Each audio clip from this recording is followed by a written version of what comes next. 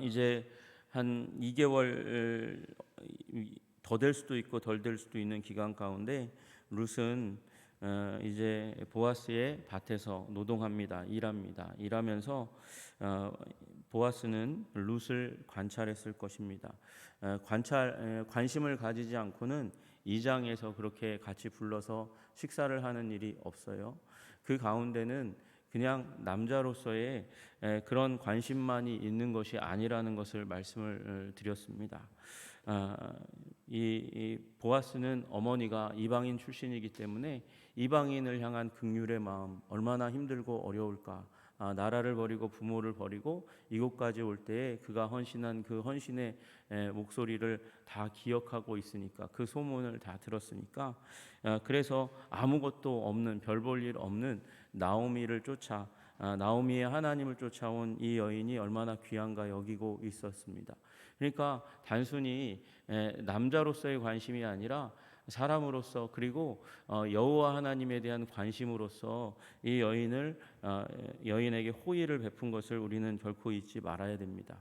그 가운데서 2개월간의 기간 가운데서 보아스는 룻이 어떠한 사람인지를 알았을 거고요. 룻도 이스라엘의 문화와 상황을 다 알아가고 있는 그 가운데 있었습니다. 그리고 그 은혜를 베푼 룻을 기뻐하고 즐거워하고 감사하는 일이 있었는데, 이제 3장 1절에서 5절까지의 말씀처럼 나오미가 이제 네가 안식할 곳 보금자리를 찾아야 되지 않겠냐 말하고, 이 이스라엘 문화를 반영한 프로포즈를 할 수 있도록 그렇게 계획을 짠 것입니다. 그래서 기업물을 자로서의 의무를 행할 수 있도록 그렇게 하는 것이죠. 이미 나오미는 계획을 세운 것 중에 하나를 통해서 보아스의 호기심을 굉장히 많이 자극했을 것입니다. 왜냐하면 3절에 그 사람이 먹고 마시기를 다하기까지 그에게 보이지 말라 그렇게 얘기했어요. 한 2개월 동안 안식일을 제외하고 그 밭에 나와서 계속해서 일했던 사람이 갑자기 그날 안 보입니다. 특별한 이유도 없는데 안 보입니다. 안 보이니까 궁금하게 되죠. 관심 있는 사람이 안 보이니까 궁금하게 되는 일이 일어납니다. 그리고 2개월의 기간 동안에 처음에는 그렇게 시작하지 않았다 할지라도 보아스는 이미 이 룻에 대해서 굉장히 많은 관심을 가지게 되었습니다. 그리고 이제 그 가운데서 시어머니가 말씀하신 대로 보아스가 타작마당에서 일을 하고 작은 잔치 연회를 종들과 함께 누린 다음에 7절에 보니까 먹고 마시고 그 다음에 마음이 즐거워서, 배만 충만한 게 아니라 마음도 충만한 그 만족의 가운데서 단더미의 끝에 누웠습니다. 이제 바람을 막아주는 그 보리단, 그리고 밀단이겠죠. 그 가운데 눕고, 그 다음에 그 사이 아마 이제 다 추수한 가마니 그 사이에서 누워서 그래서 잠을 청하고 있습니다. 그런데 룻이 어머니가 말씀하신 대로 가서 발치에 이불을 들고 거기에 누웠습니다. 8절에 보니까 밤중에 그가 놀라 몸을 돌이켰다 이렇게 얘기하고 있습니다. 여러분, 이게 액션이 기억나셔야 돼요. 이게 머릿속에 생각나셔야 돼요. 놀랐다는 거예요. 소스라치게 놀랐습니다. 갑자기 자신 주위에는 아무도 없었는데 잠자다가 인기척을 느끼고, 그리고 놀라서 갑자기 자다가 깨서 몸을 확 돌이키는 그런 행동을 하는 것이죠. 뜻하지 않은 일이 일어난 겁니다. 계획하지 않은 일이고 뜻하지 않은 일이고 예상하지 못한 일이 일어났습니다. 그리고 돌이켜서 보니까 한 여인이 자기 발치에 누워 있는 것을 보게 되었습니다. 그리고 묻는 거죠. 네가 누구냐? 도대체 깜깜하니까 안 보이잖아요. 네가 누구냐? 그랬더니 룻이 대답합니다. 당신의 여종 룻입니다. 이렇게 얘기하는 거예요.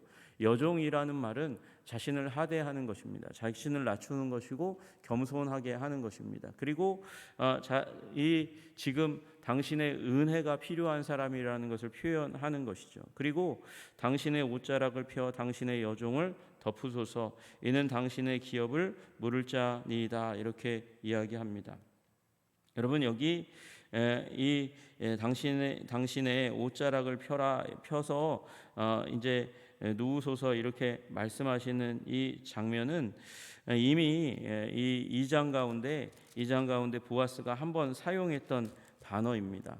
그 단어가 무엇이냐 하면 이제 날개라는 단어입니다. 날개라는 단어예요. 그래서 보아스가 12절에 여호와께서 내가 행한 일에 보답하기를 원하며 이스라엘의 하나님 여호와께서 그의 날개 아래 보호받으러 온 내게 온전한 상 주시기를 원하노라 할 때에 그 바로 날개라는 단어가 여기에서는 옷자락이라는 단어로 번역되어서 사용된 겁니다. 그러니까 지금 이 말은 당신의 날개 아래 나를 덮으소서, 나를 덮어주소서 그렇게 이야기하는 것이죠. 여러분, 이 날개라는 카나프라는 단어가 똑같은 단어가 여기에 쓰여졌어요. 그래서 원래 누가 얘기했던 보아스가 얘기했던 당신의 하나님의 여호와의 날개 아래 네가 거했으면 좋겠다, 은혜 받았으면 좋겠다. 그 날개가 보아스가 되는 일이 지금 일어나고 있는 것이고 그걸 룻이 지금 요청하는 것입니다. 이게 은유적이에요. 날개로 번역될 수도 있고 직역하면 날개고 의역하면 옷자락이에요. 그래서 프로포즈하는 것입니다. 보아스가 오히려 지금 누구에게 더 적극적으로 그 주인에게 지금 청혼하는 것입니다. 이건 이 당시 문화 가운데 별로 없는 일입니다. 여성이 남성에게 청혼하고 젊은 사람이 나이 든 사람에게 청혼하고 농장의 일꾼이 농장 소유주에게 청혼하고 이방인이 이스라엘 민족 원주민에게 청혼하고 가난한 사람이 부자에게 결혼을 요구하는 것, 이건 어떻게 보면 굉장히 무례한 것이지만 이렇게 무례하게 룻이 요청하는 이유가 무엇입니까? 나오미가 그렇게 마음 가운데 비전을 주었어요. 꿈을 주었어요. 생각을 주었어요. 하게 했어요. 그래서 나아가서 이렇게 행동하는 일이 일어나게 된 것이죠.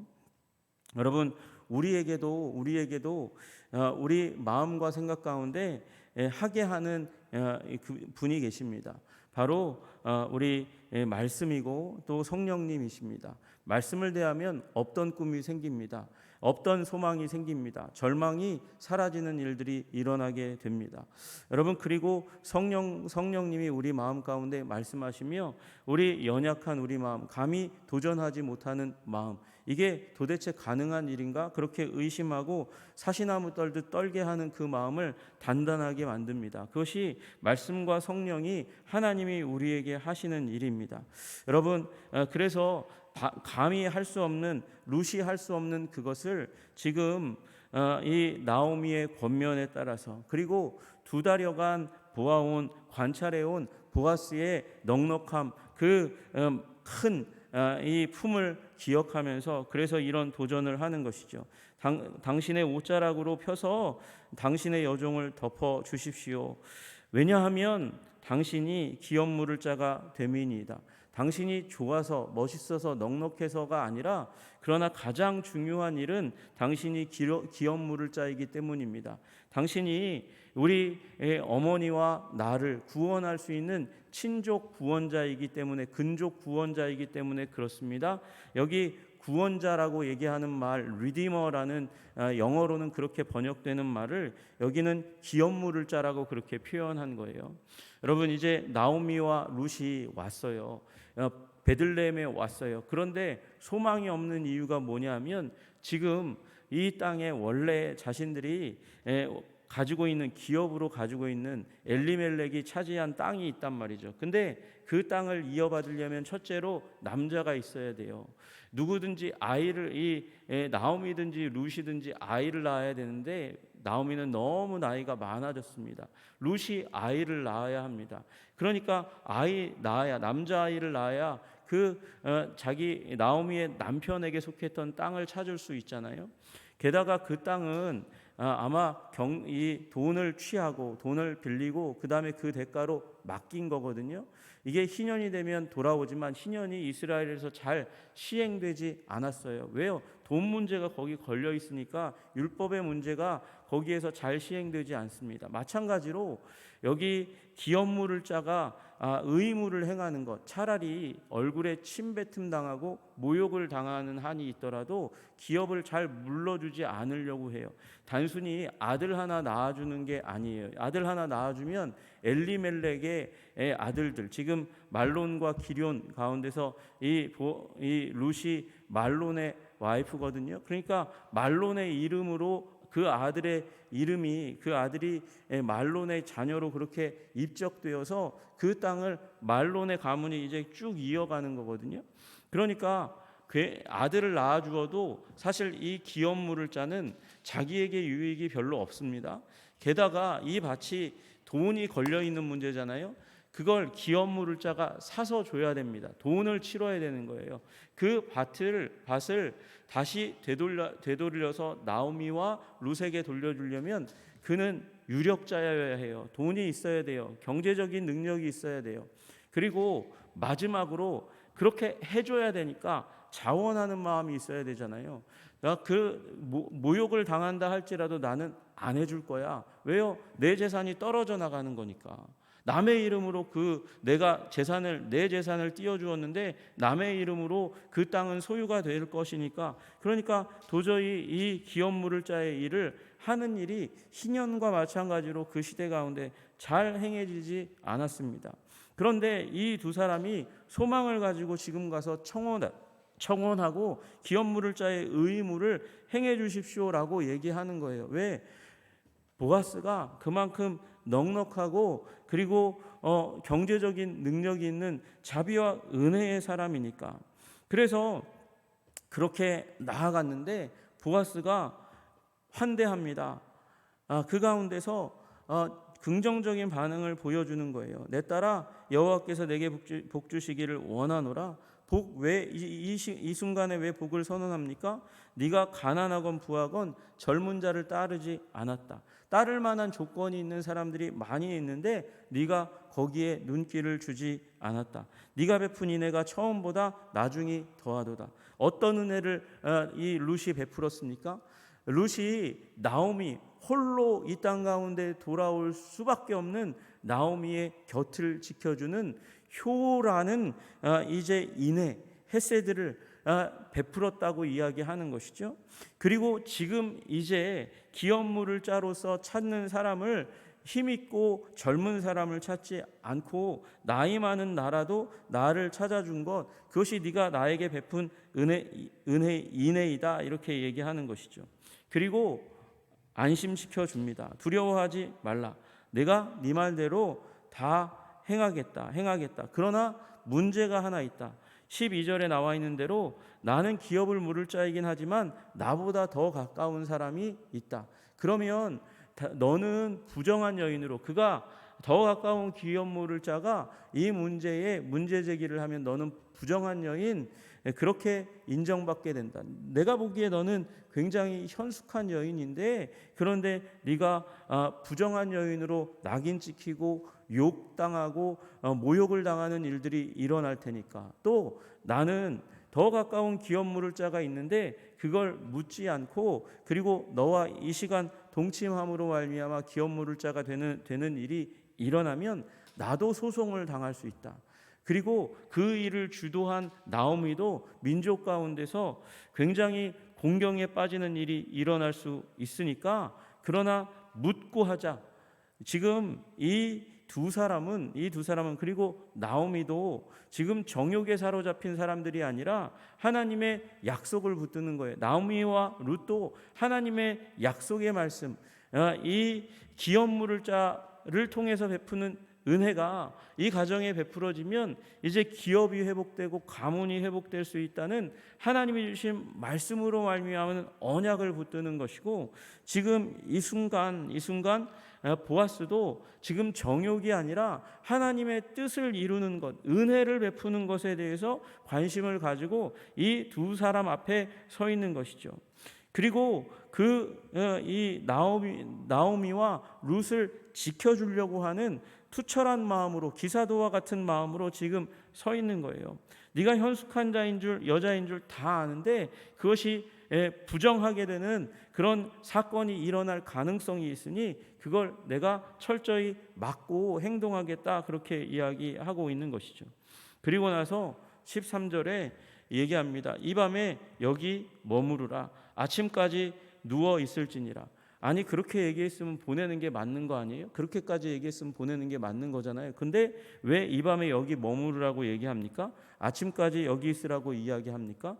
지금 보아스는 이 상황 가운데서도 룻을 보호하려고 하는 거예요. 왜 보호합니까? 지금 베들레헴 성문은 닫혔습니다. 여기 밤입니다. 여기 보아스의 보호 아래 있지 않으면 다른 곳, 껌껌한 곳, 그 광야 가운데서 밤을 두렵게도 지내야 되는 일이 일어나는 거죠. 그래서 보아스는 이 순간도 자기의 날개 아래, 보호 아래 룻을 지키려고 하는 거예요. 그래서 이 밤 여기 머무르라 라고 이야기하는 것이죠. 여러분, 우리 삶 가운데도 이런 일이 일어나기를 주님의 이름으로 축복합니다. 어떤 일이 일어나기를요? 하나님의 말씀을 존중하고 사랑하고 하나님의 말씀을 따라서 살아가는 것이죠. 내 인생에 정말 큰 필요가 있어요.